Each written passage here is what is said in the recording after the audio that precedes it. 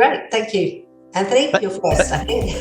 Yeah, great. Thank you, Sarah, and thank you everyone for joining us on what is a really important topic.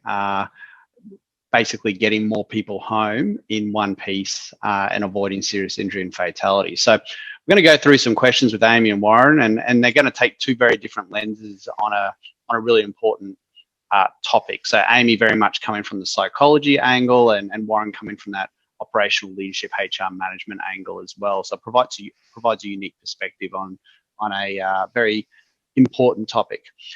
For those of you who aren't familiar with Sentis and maybe would like to be, we're an organisation primarily made up of psychologists who use psychology and neuroscience to help organisations shift safety culture, improve safety outcomes. So we've been around for, I think it's 20 years next year, and we work heavily in the heavy industry space. Anywhere where you've got potential to seriously injure or harm someone, you'll find us there supporting organisations to improve their safety culture. So a little bit about what we're going to cover today, a short agenda. So firstly, we want to learn about what is underreporting and what are the key drivers of that. And we've got a really interesting study that we've been able to pull out of our database of existing partners to be able to provide you with the insights about what those many partners have experienced as the drivers of underreporting. We're going to secondly look at the importance of accurately identifying potential and serious injury and fatality events. And this is actually a bit of a trickier one than some people may think. So it's a really interesting one to dig in a little bit deeper and have a think about. Third, we're going to learn about the importance of weak signals to future serious events. So this actually comes down to, are we getting the best bang for buck out of our near-miss reporting, our incident reporting, to inform preventative actions into the future. And lastly, we're going to look at some practical ideas and strategies you can consider to change the way your organisation responds to incident reports.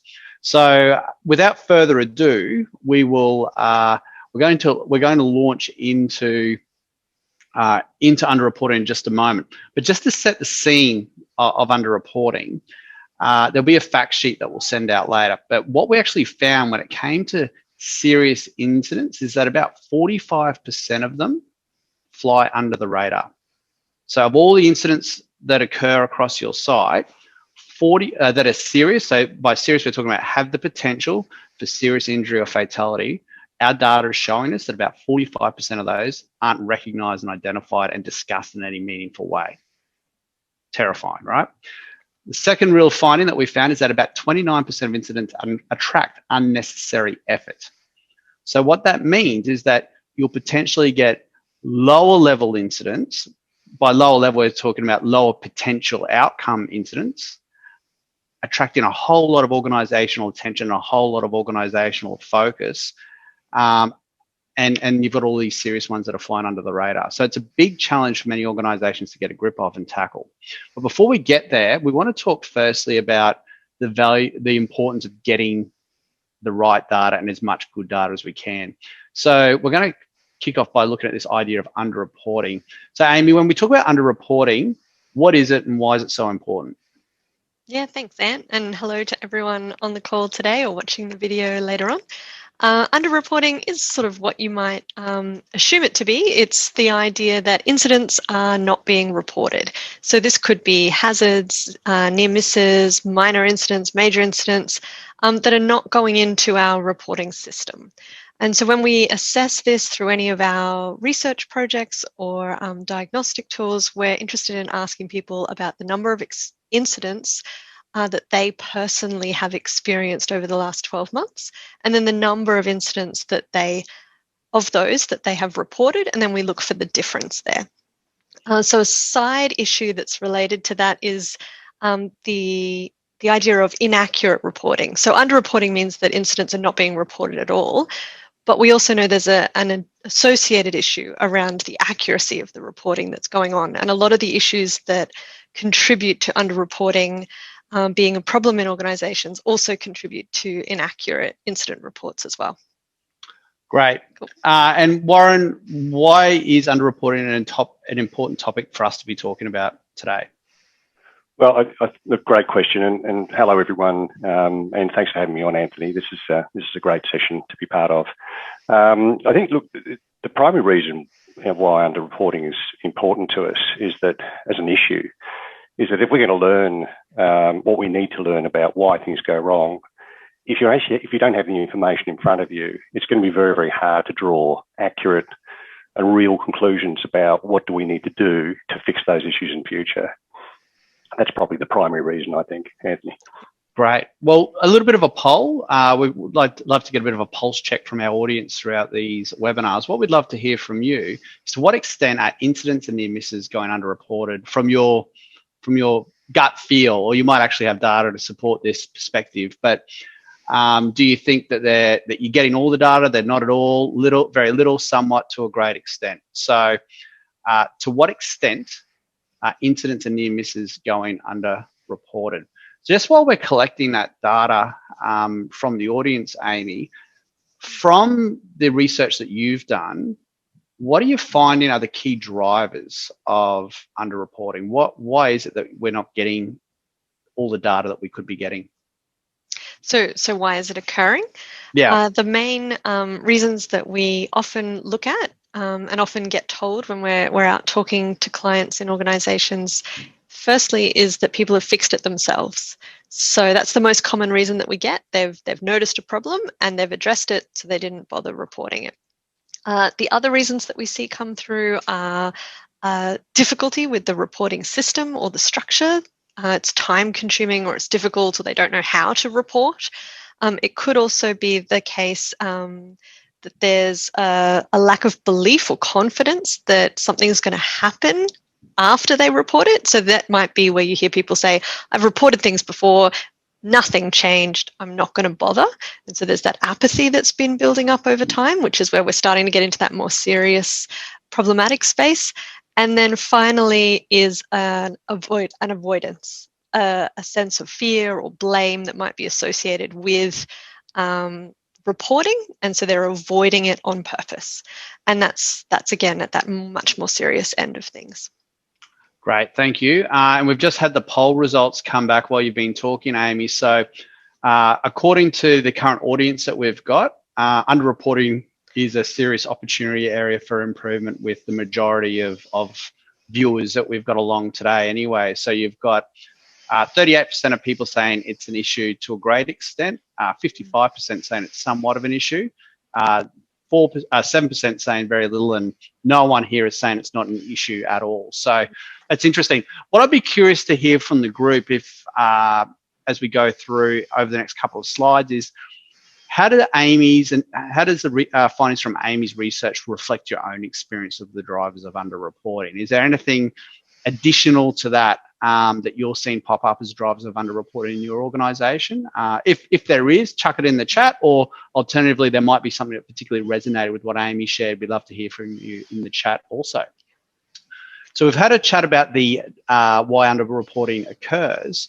What we want to have a chat about now is a little bit about where the focus on safety metrics comes from. So we're looking to collect data from our people to inform making decisions around safety. Now, a lot of the data that we collect is driven by what the board is requesting to see and hear about.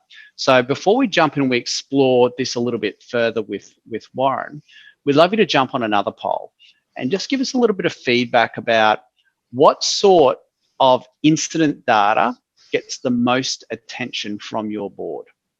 Is it lag indicator information such as LTIR and all injury frequency rate? Is it lead indicator info such as near miss and hazard reporting? Is there a big focus on serious injury potential data? Is it data around the precursors to SIF incidents? So are they getting in behind it and going, all right, well, we had a big serious injury and fatality potential incident. We want to know what the drivers are behind that. Or are they looking at data around the patterns that indicate system failure? So for those of you who've got some exposure to the board or feed into that board reporting, what are the big conversations that you're hearing being had at the board level around your incident data? Now, why is it important, Warren, for us to be talking about this idea of incident data at a board level? It's actually very critical for board members in this day and age, as most of the people on the call would realise. Board members and executives, they're on the hook in a way that they've never been in past decades. For a responsibility to be actively seeking information about how well risk is being managed, not just accept data on face value, but actually be interrogating it, and really being able to tease apart the layers of typical sort of corporate obscurity that happens with this kind of information, because this information is not good news. When an incident happens, or we're talking about an LTIFR rate, or something serious has happened, it's usually not good news. So it tends to get a lot of attention. Unfortunately, it's mostly focused at a board member level on outcomes. And the problem for most directors and executives is that they're kind of driven from a historical perspective, almost from throughout their career. They're very focused on delivering on outcomes. They do less in the safety space around the contributors to those outcomes. In other words, all of the lead signals or the weak signals to those events happening eventually. They're far better off getting educated around the need for better metrics, better lead metrics. That's my opinion. I think most people will probably agree with that these days. Yeah. So there's a big focus on outcomes, and outcomes would typically point to things like those lost time injury frequency rates and all injury frequency rates that you spoke about. Amy, from a cultural standpoint, if they're the key questions that are being asked by the board, they're asking for that sort of data. What are the potential cultural ramifications on underreporting and other incident reporting at a operational level, culturally speaking? Yep, really, really good point. Thanks, Ant. I think from the way Warren's described that, it flows down then through the organisation. The messages that are being sent through senior leadership down right to supervisor and frontline worker level is that this is our focus. This is what matters. These sort of lag indicators, your LTIs, and therefore that's what we care about. And that's a really big shift in the way safety is valued by the organisation. And like Warren was talking about, looking at those things that can predict and improve safety into the future, if that's the message that's coming down from senior management and from your board level, that creates a very different sense of what's important to me in the way I do my work. Yeah, it's an interesting one, right? And we can see the data that's come through on the screen, a heavy skew towards lag indicator information up the top there, but really also quite refreshing to see some focus on lead indicator data at the board. So we're starting to see that bubble up, and also some good people getting in and looking at, well, what are the patterns that indicated system failure? That's excellent. They're good questions to be asking, but unfortunately not a lot of data around the precursor to SIF events. So maybe some opportunity there. Certainly from a worker experience perspective, the way this is often experienced and translated from the conversations that I've been involved in is, well, management and senior management, even the board, they only care when things go wrong with safety. So I can work safely 99.9% of the time. I can even be quite proactive and engaged in safety. I hear nothing, not boo, from a grasshopper.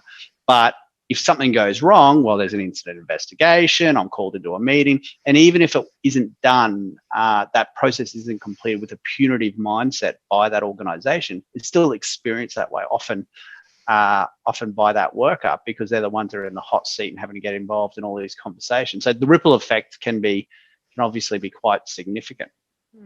So if we have a look at those metrics, and we've sort of touched on that a bit, with that all injury frequency rate, Warren, so the cascading effect on that SIF prevention of that really lag indicator focus, how do you see that playing out? Well, Amy and I both know that if you have an excessive focus on lag indicators, and I think it's very encouraging to see that quite a number of people on this webinar, as in the audience, are experiencing a different kind of evolution toward lead metrics. Even if it's only modest, it's actually happening, which is fantastic.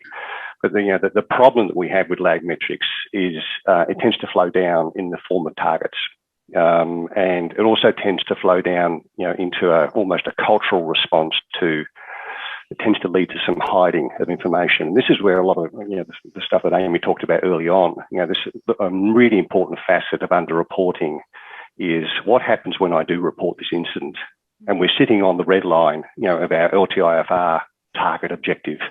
Do I want to be the person that's responsible for actually pushing us over the, over the target, in a negative way? And I think that has an impact on how supervisors and operational leaders respond to incidents in the workplace as well. They can respond not in a very particularly constructive way, which then forces underreporting, up even more.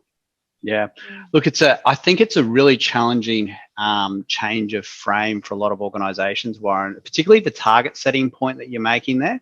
We've completed a few of these pieces of work with organisations recently, and they're doing some excellent work with SIF prevention. They're putting some really good proactive measures in there, but the default is to set a target.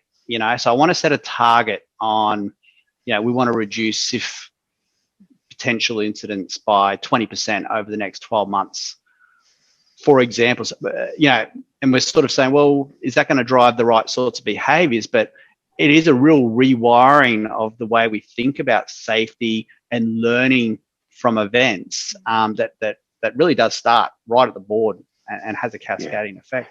Yeah. On the one hand, you want to make it positive and desirable to have near misses being reported, and increase the number of near misses being reported as high as you possibly can. Conversely, a lot of near misses, a disproportionately large percentage of near misses, are actually SIF potential, serious injury or fatality potential. So that's good, and also it's bad, because if somebody's setting a target on SIF or serious injury or fatality potential incidents and trying to keep that number down, we've got two metrics actually bashing their heads against each other, which doesn't work very well. No, that's right. So we're about to launch into another poll, and I've just had a question come through. What is SIF and what is SIF potential? So we might, I'll quickly give a summary of what that looks like. So when we talk about SIF, we're talking about serious injury and fatality potential incident. So we're looking at not the actual outcome of the incident in every instance, but what was the potential outcome of the incident, and differentiating that from incidents that didn't have the potential for a serious injury and a fatality. So an example might be, just to give a little bit of context around this, you could have someone that steps out of a cab of a truck and rolls their ankle. Arguably, they might be off work for a few days, and it's not a great incident. It's not something that you want it to occur, but the likelihood of someone, dying as a result of that, or having a serious and permanent injury as a result of it is pretty low. You could actually have exactly the same outcome with someone falling off a ladder, say 2 or 3 meters down a manhole or a hole in the ground, and they might get exactly the same actual outcome of an incident, but the potential of that incident could have been, again, a serious injury or in fact a fatality. And what we're seeing with a lot of organizations is there's a challenge with differentiating between actual outcomes and the potential outcomes, and therefore that skews the way incidents are reviewed and assessed within an organization. So hopefully that clarifies for some of our listeners why we're focusing on serious injury and fatality prevention so closely in this particular webinar. Anything you wanted to add on that, Warren, Amy? Have I done an okay job of summarising that? Great job. All right, thank you. I passed. So what we might do is a quick poll again. What I'm really curious to hear from the people on the call is, how well does your organisation, from what you know, categorise incidents as serious injury and fatality potential versus minor, not serious injury and fatality prevention? So is your organisation actually going and looking at your incident data and your near miss reporting data that's coming through and projecting forward the potential of those outcomes? So if you're not doing that, you'd probably say very poor. If you're doing it and discussing it quite intensely, you'd be coming through it excellent. So as we're sort of waiting for those results to come through, Warren, I shared a stat earlier on around 45% of serious incidents flying under the radar and 29% of incidents attracting sort of undue attention. Why do you think that dynamic is playing out within a lot of organisations? Well, it's a really important question because most organisations that we work with, they have some sort of categorisation structure. It's risk matrix driven, or it's actually simply a stratified kind of risk categorisation, because they are interested in driving the right kinds of incidents into kind of deep dive investigations and not wasting too much time on things that really weren't probably unfortunate but not serious. So I think most organisations, even those that aren't that mature, have some form of categorisation. The problem is who is performing the categorisation when that happens, and what's their understanding about serious potential. Like, does everybody have the same calibrated reaction to looking at the same incident? I've got to tell you, almost always no. So it's actually quite a challenge to get accurate categorisation of incidents for a range of reasons, and there's influences coming from everywhere. Culturally, do I want this? Do I want this to get attention? Do I want actually to have really serious questions asked about this incident that happened in my patch?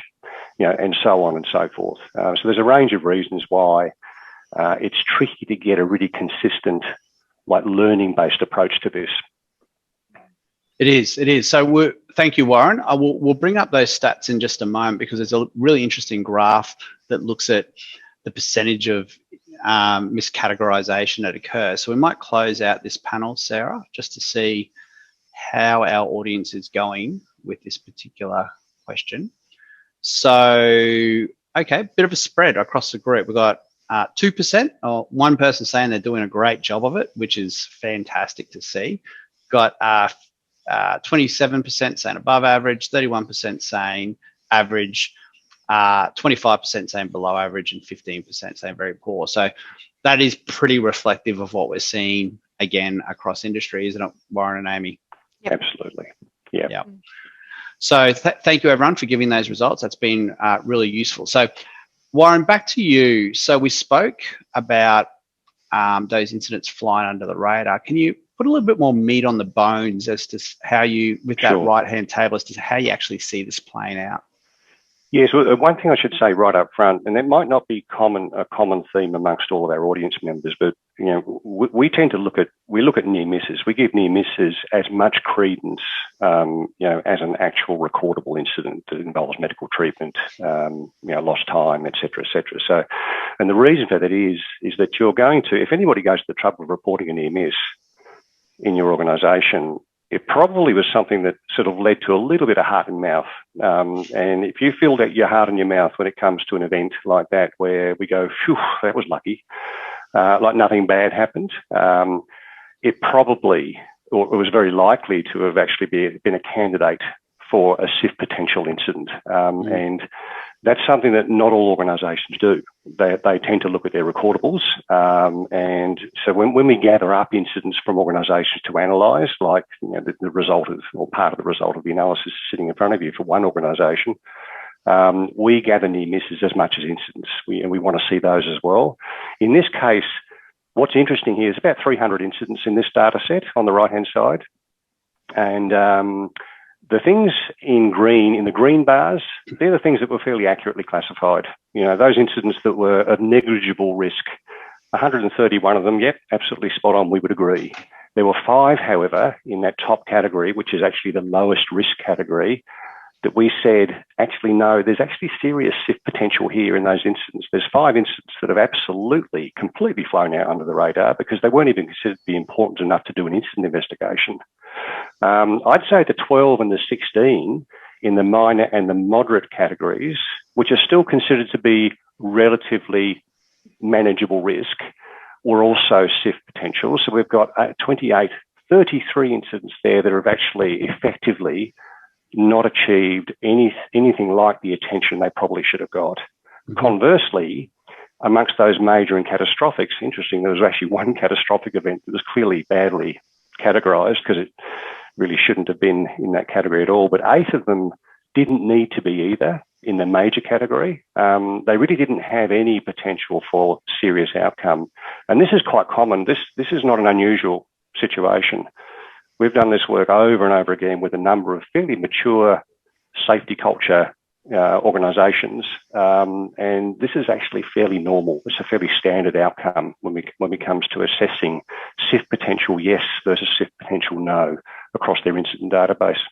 Yeah, great. So we're not trying to diminish in this conversation the importance of those lower level incidents like the sprains and strains and musculoskeletal issues. They are really important to address, and there's a whole new webinar to have a conversation about that on another day.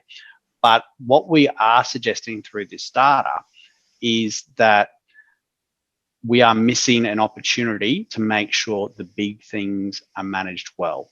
The big life-changing events, the big events that have the potential to cause huge organisational and operational disruption. Where are we putting the appropriate amount of focus on managing those? And this data is suggesting absolutely not.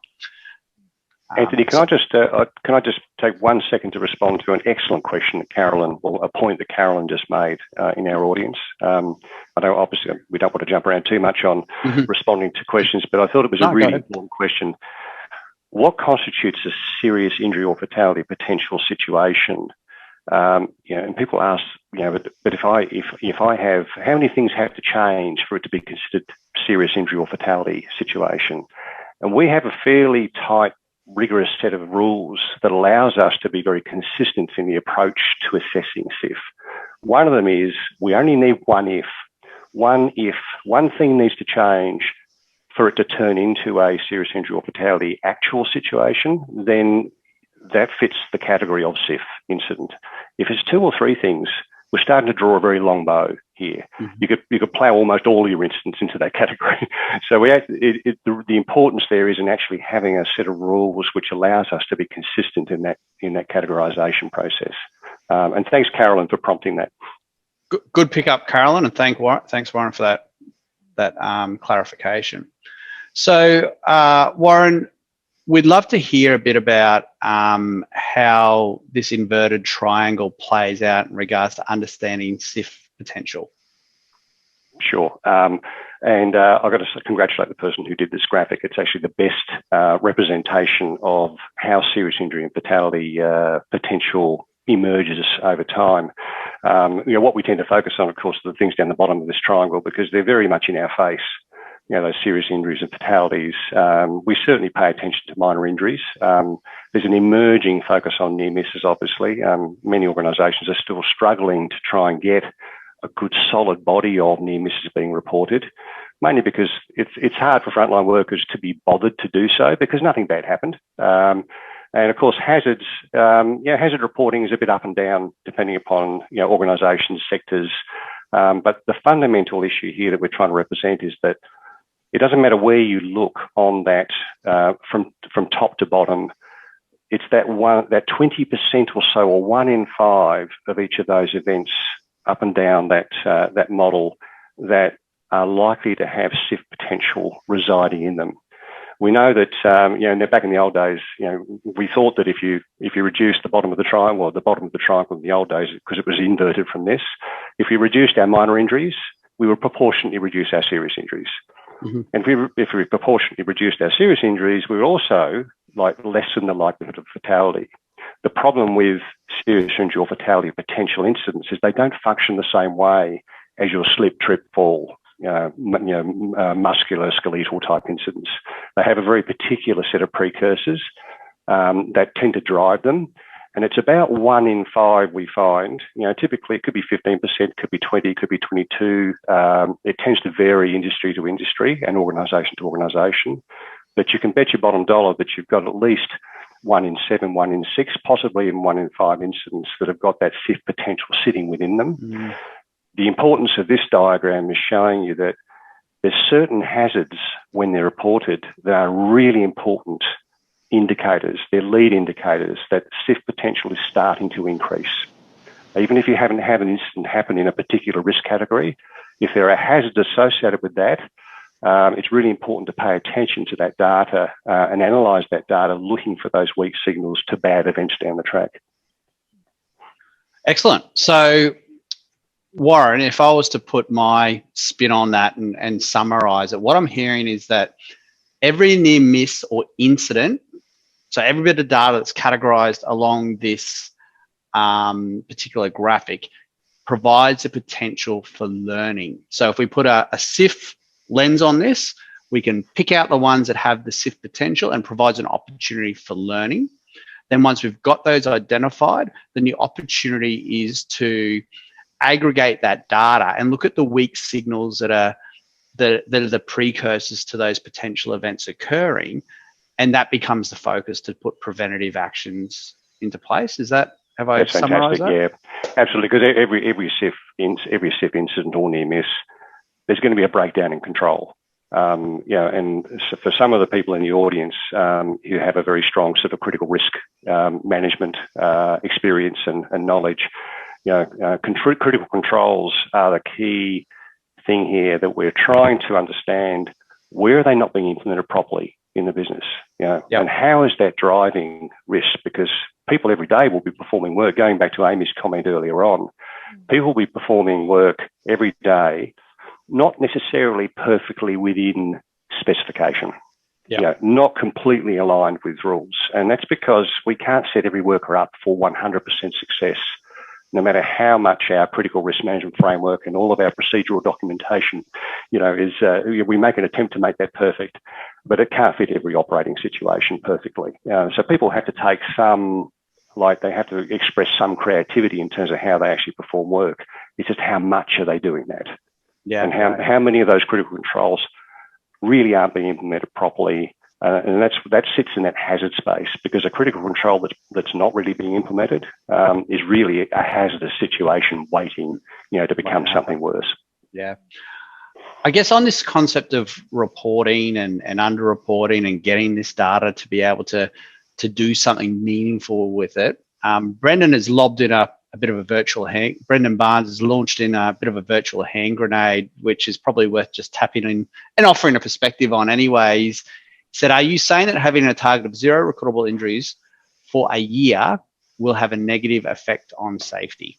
So I don't know if anyone here wants to touch that question, Amy or Warren. It's a big one, but I'll let Amy have a go first, because I haven't let her talk for a bit. Sorry, Amy.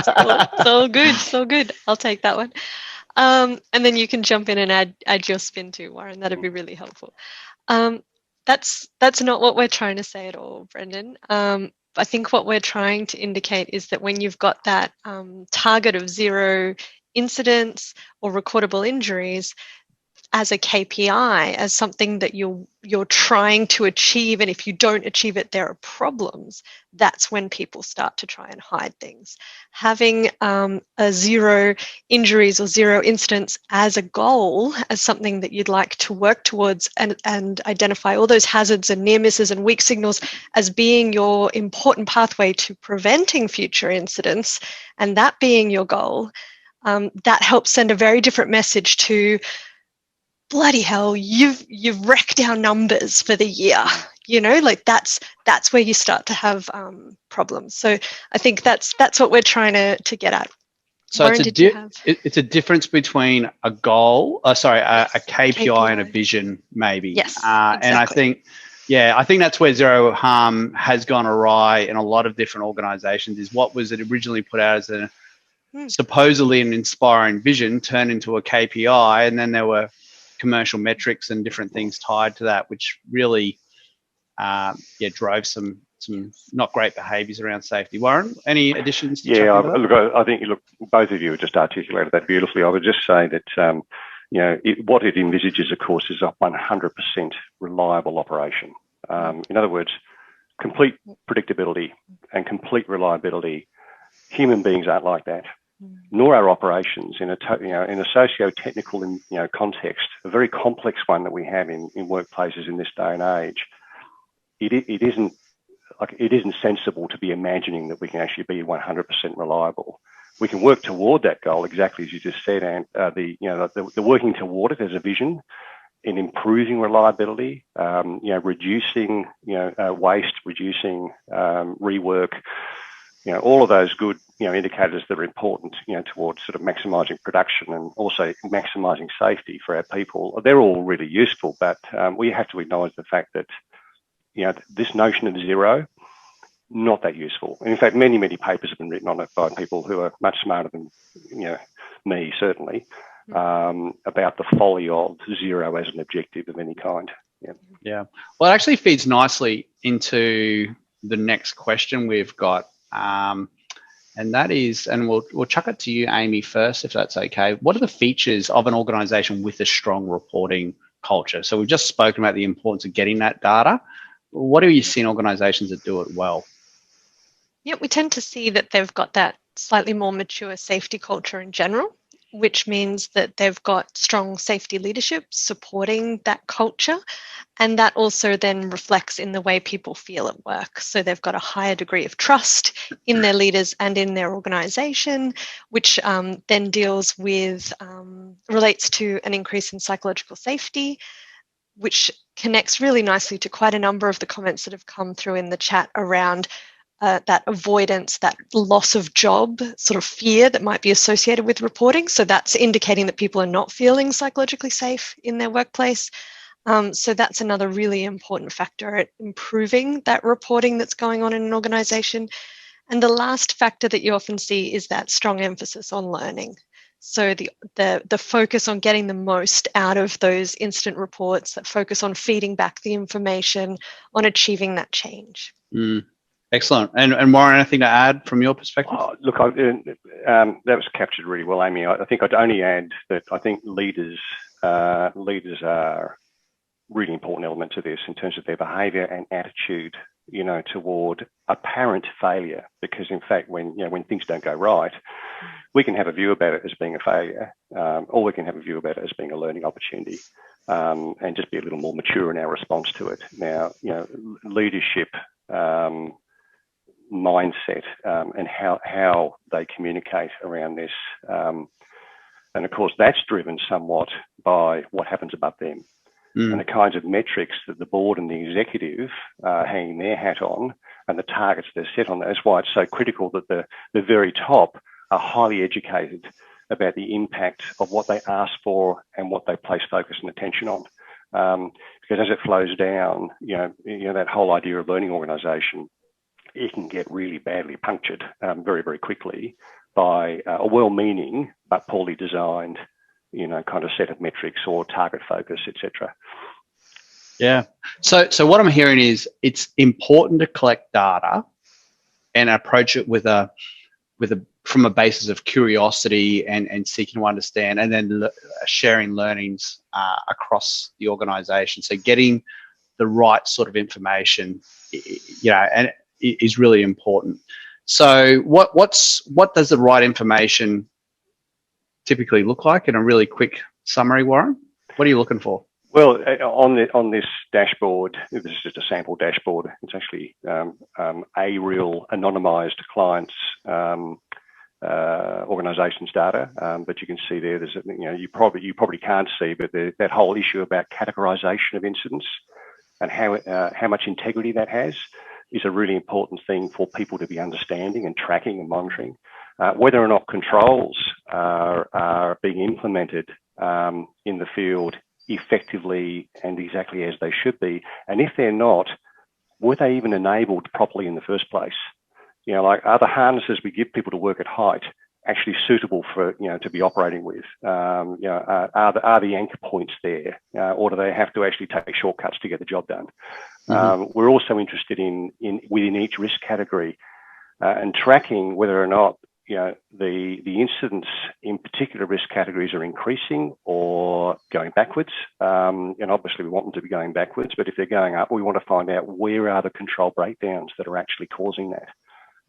So obviously this does rely heavily on a solid and consistent and thorough investigation process on the incidents that really matter. And that's another issue we find with many organisations. They struggle with consistency and thoroughness of investigation. On the one hand, I see a wonderful ICAM investigation that's got tremendous extraction of business intelligence, for the business to go straight ahead and actually do something about that particular risk or exposure. And in other cases, we see 5 words, in an incident report that doesn't really say anything. And in fact, it had serious injury or fatality potential. So we also want to know when these incidents happen. When are they most likely to happen in a 24-hour cycle or over a month-to-month cycle? So there's a lot of data that can be extracted and positioned in a very simple one-slide dashboard, which currently we don't see too many organisations have, but they would massively benefit from it. Look, the interesting thing is, and Amy, get your thoughts on this. We've been actually running a few processes where we look at the organisational incident data and the weak signals or the precursors to incidents occurring, and we've also run safety climate surveys and cultural diagnostics with the same organisations. Mm-hmm. And when you actually look at the data, it covers and unravels. We're seeing very similar themes come through in terms of opportunities for improvement and opportunities to create more positive safety cultures and more positive safety experiences in organizations from a different lens. How are you seeing that play out from your research lens? Yep, I think you're right. They target the experience that's happening in the organisation through different lenses. And so the climate assessment really lets you look at the perceptions of what's going on in the organisation, their sense of psychological safety, for instance, or their sense of management's commitment to safety, their sense of peer support and the way the team might look out for each other. And then when those things tend to be not going so well, that's where you're more likely to see more of these frequent incidents occurring. And you can also see in the factors that are contributing, those causal factors to the incidents, you're seeing those issues related to communication or supervision that are coming through in the incidents as well as what you've identified in the climate. So absolutely, it's a different way of looking at things, and it gives you also, I think, an important lens through which to interpret your incident data.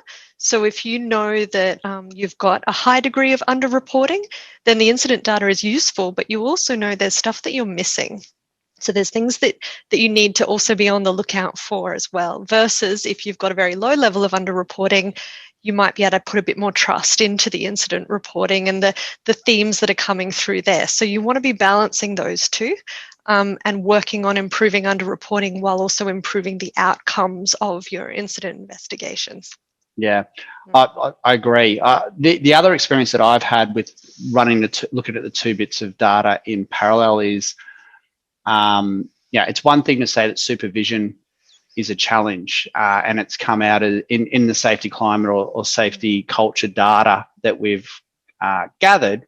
But if you then say, well, it's a real issue experienced by X% of the workforce, and it's also been a weak signal for X amount of high potential incidents that have occurred on site. Yeah, the message that it sends in terms of that's an important area of focus really hits executives and boards in between the eyes, and it's very, very difficult to deny as an opportunity area. So if you are having challenges getting a grip on how do we get a change, or if you find that your safety performance is plateauing, we'd be really encourage you to get good data as a way of setting your strategy and setting your focus, which comes to probably our final, one of our final slides before we're going to go into some questions. Amy and Warren, and Amy, we'll start with you. What's one recommendation that you would make to improve our ability to learn from incidents? Yep, I think both of us are going to have trouble giving you just one. Okay, I'll let you have two. I'll let you have cool. two. Thanks. Yeah. As a quick summary, moving reporting from being seen as a chore to being seen as something useful. And so the way that you can do that is through improving the way leaders are responding to incidents. And that can be across your organization from the very top right through to frontline supervision. How are they approaching incidents? How are they talking about reporting? Are they approaching it with a sense of curiosity? Are they talking about the importance of getting things in? Is the organization listening to their feedback on the things that are going on? So I think really improving that system that exists around reporting, improving the way leaders are operating in that system would be a really good thing to do to improve the quality of the data that's coming in. Great, thanks, Amy. And how about yourself, Warren? you put quite a few things there, Amy, into that. Yeah. I would say, look, I'm probably not going to be particularly distant from what Amy's just said, because I think, one of the key things here is for the audience members that are thinking on behalf of their own organisation, like, how do I make a difference in this space? Particularly if you agree with some of the perspectives that have come up, through this presentation. It's going to be important that you very carefully and very methodically look to educate or play a role in educating your organisation about the true dynamics of serious injury and fatality potential. It's important that people have an understanding about that domain before you worry too much about trying to change targets and and changing metrics and so forth, because selling new metrics, we've seen organisations adapt to new metrics without really fully understanding why they did. They just bundled things up under, we need more lead indicators. Let's get a paper written by somebody to tell us what lead indicators we need, without really understanding the backdrop to that, and then how you should manage that, to actually reduce exposure. Because obviously, in the end, the rubber hitting the road is reduced exposure in the field. And I would say that, so there's an educative process that needs to happen.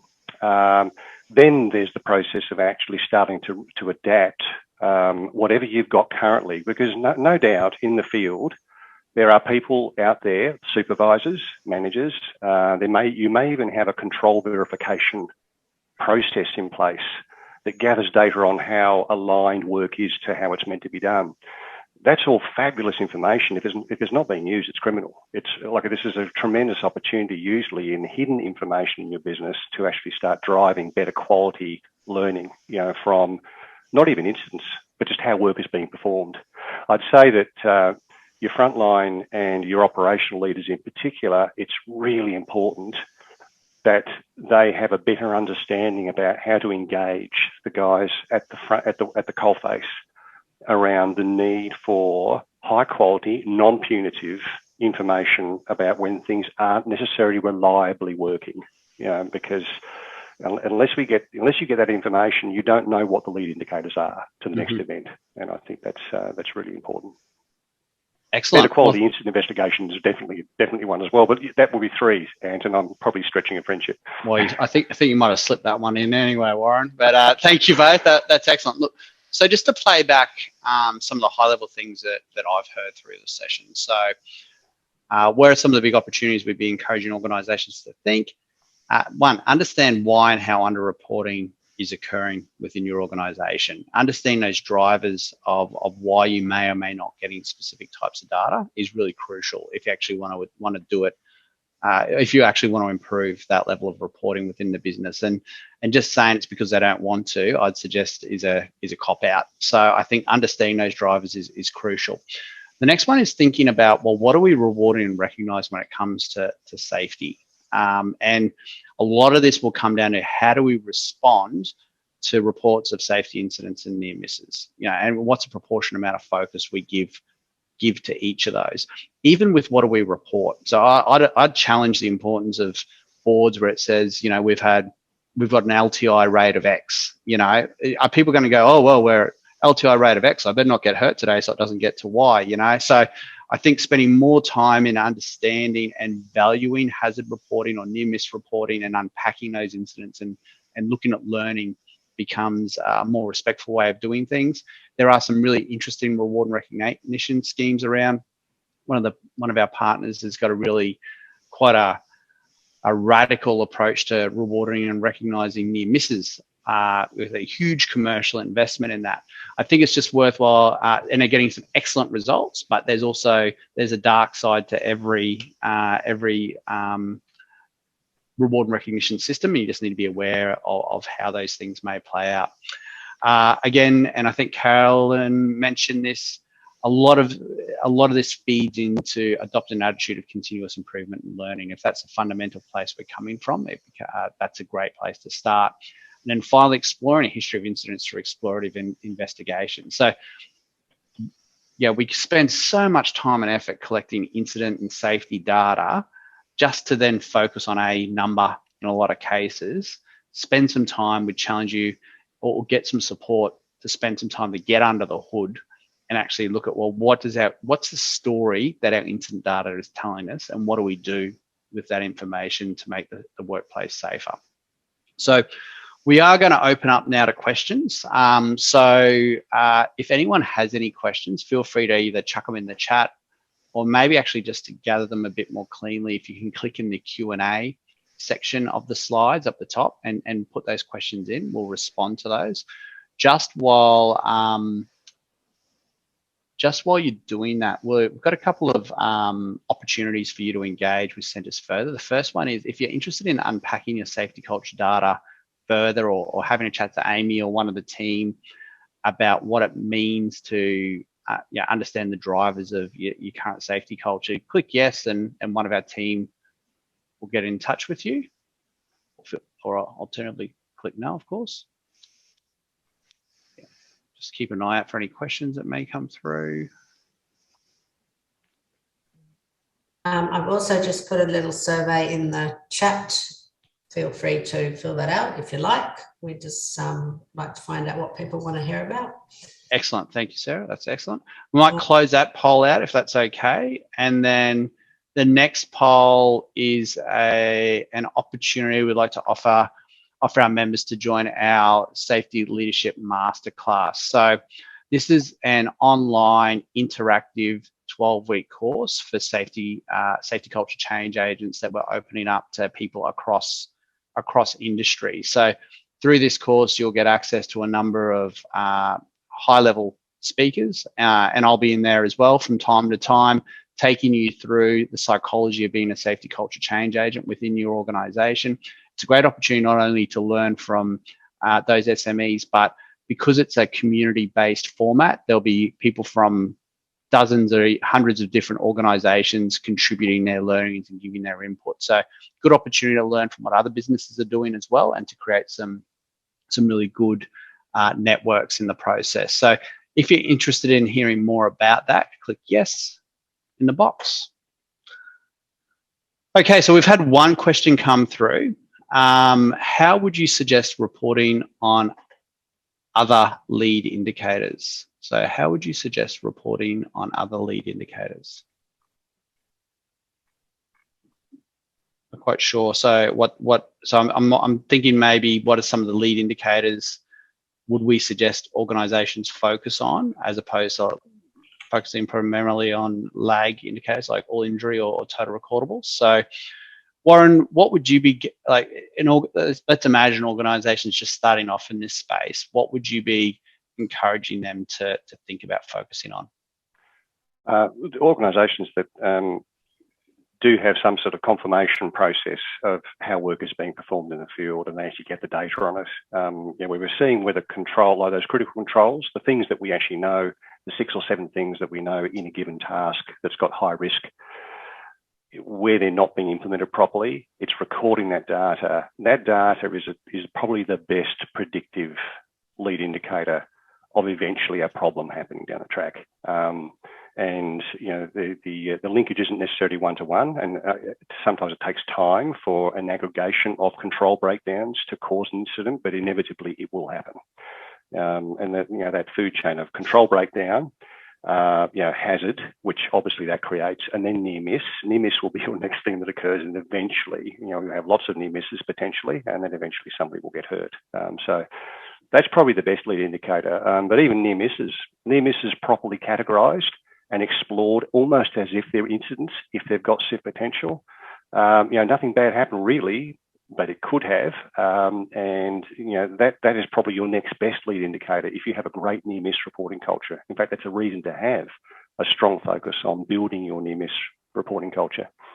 That's great. So Amy, I know you've also been doing a lot of work on creating positive safety metrics, because so many safety metrics measure the absence of something, and certainly I know the work that you've been doing is been looking at, well, how do we measure the presence of safety as opposed to focusing on those negative metrics all the time? What are you starting to dig out through the data? Yeah, thanks, Ant. I think that's a different way of interpreting this question too, is that idea of if KPIs on our lag metrics sort of hide reporting, how can we use our lead indicators to improve the way things are done. So it means you can still report on rates of things, you can still have KPIs attached to them, but if it's a positive thing that you're working towards seeing more of, then those KPIs drive that behavior perhaps in your team. So things that we see there include sort of senior leaders getting out, doing sort of site visits, talking to people, increasing sort of leadership presence on site, and having that as a lead indicator of those sort of number of safety communications that's going on. You can also look at people's confidence or belief in kind of their safety systems. You can look at how people are tracking in their trust or their psychological safety, so working at improving that.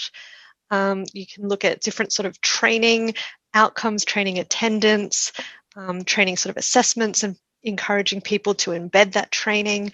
You can look at sort of safety leadership assessments around how confident people are with their safety leadership behaviors. So any sort of metric that makes sense within your organization of things that you would like to see more of. And so then you can encourage that through your lead indicators. Yeah. Okay, great, Amy. Thank you. I just had one more question come through, and we're going to have to answer it in probably 60 seconds. So I'll let you two fight over this one. So Mary's asked, is it good to correlate lead and lag indicators to your safety framework and standards, allowing you to have a better view? And is it allowing you to have a better view of your organisation's risk? What an outstanding question. And Mary, you're absolutely spot on. The better you tie, your measurements and your metrics back to your actual critical risk management framework, which should have been driven out of known operational risks in your business, properly analysed risks. I think it all makes better sense to people. It makes sense to people at the front line. It makes sense to people who actually understand the operations at a leadership level. And it should make better sense to also to board and executives, who are somewhat distant, from the working interface. Yeah. Excellent. So great. That's a fantastic question. Yeah. Thank you, Mary, and thank you, Warren and Amy. I think we're just about out of time. I can see Sarah's pulling out her big hook to hook us off stage left. So, Sarah, thank you to you and to Myosh for having us today.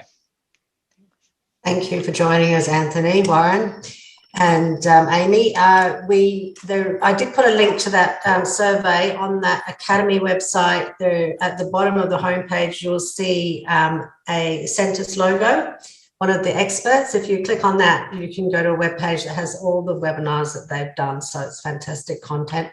Some great feedback coming in there. So thanks, everyone, and I hope you all enjoy the rest of your week. Thank you all for joining us. Hope to see you again soon. Thank you. Thank you. Bye.